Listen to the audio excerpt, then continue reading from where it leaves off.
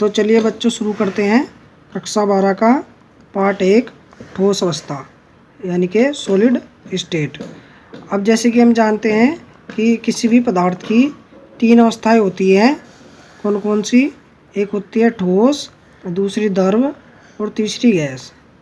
जैसे ठोसों के में क्या ये हिल नहीं सकते, यानी कि ये चल नहीं सकते, बह नहीं सकते, यानी कि इनके अणु बहुत ही ज़्यादा अंतराणविक बलों के द्वारा दृढ़ता के साथ जुड़े होते हैं और इनके अणु बहुत ही पास पास होते हैं।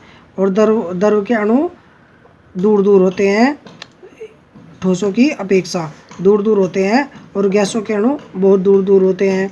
तो इसलिए द्रव के अणु बह सकते हैं क्योंकि इनके अंतराणविक बल कम होता है इनके अणुओं के बीच, और गैसों के अणुओं के बीच अंतराणविक बल सबसे कम होता है, इसलिए गैस के अणु उड़ भी सकते हैं। तो इस चैप्टर के अंदर हम पढ़ेंगे ठोस यानी कि सॉलिड। ठोस क्या होता है?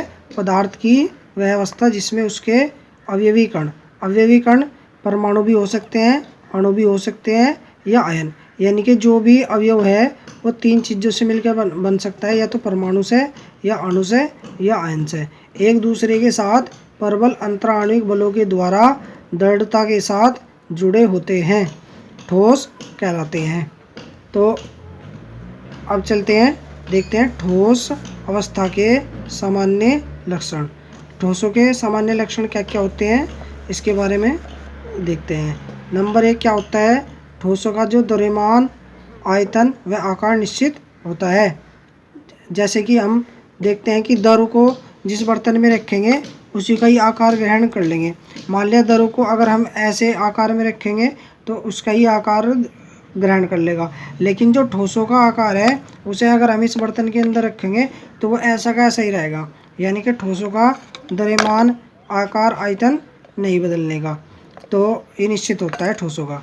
दूसरा नंबर क्या होता है? इनमें अंतराणविक दूरियां लघु होती है, यानी कि जो इनके अणुओं के बीच जो दूरियां होती है ठोसों के अणुओं के बीच बहुत ही कम होती है।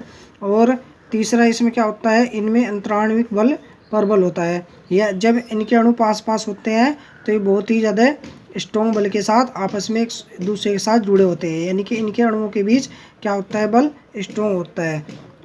नंबर 4 क्या है? ये असंपीड्य तथा कठोर होते हैं, यानी कि असंपीड्य यानी कि इन्हें दबाया नहीं जा सकता, ना के बराबर, यानी कि बहुत ही कम दबाया जा सकता है, और ये कठोर होते हैं।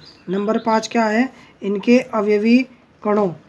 अवयवी कण क्या क्या हो सकते हैं? जैसे मैंने ऊपर भी बताया, अणु हो सकते हैं, परमाणु हो सकते हैं, या आयन हो सकते हैं। इनकी स्थितियाँ क्या होती है? निश्चित। जैसे हम सोडियम क्लोराइड का उदाहरण ले लें तो जो ठोस होंगे हमारे, उसमें क्या होता है? उनके अणुओं की स्थितियाँ निश्चित होगी। जैसे पहले प्लस होगा, फिर माइनस, फिर प्लस, फिर माइनस, तो ये ऐसे स्थितियाँ निश्चित होती है। इनके अणुओं की स्थितियाँ निश्चित होती है, जैसे plus minus plus minus plus minus plus minus, यानी कि इनके अणुओं की क्या होगी? स्थितियाँ निश्चित होती है। तो आज का हमारा लेक्चर यहीं तक था।